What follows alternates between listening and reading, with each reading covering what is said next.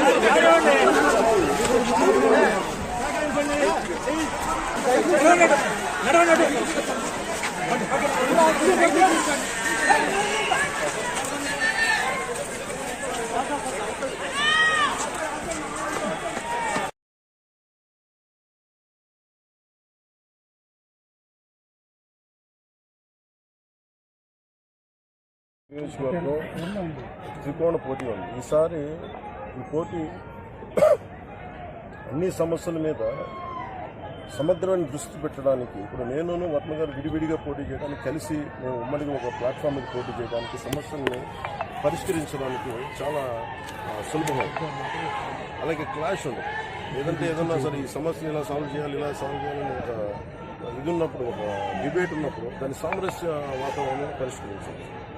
అలాగే 5,000 కలిస్తేనే పిడికిలు కదా, ఇంతమంది కలిసి వస్తే సమస్యకి మరింత బలమైన పరిష్కారం దొరుకుతుంది. అలాగే చేసుకోండి.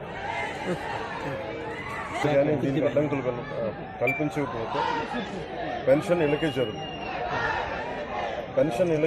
ఖచ్చితంగా. కాబట్టి దీన్ని ప్రభుత్వం ఆపాలనుకుంటే ఇది ఖచ్చితంగా ఈరోజు ఈ 1వ తారీఖు ఇంటికి పెన్షన్లు అందకపోతే దాంట్లో ప్రభుత్వం కుట్టిందని మనస్ఫూర్తిగా నమ్మాలి.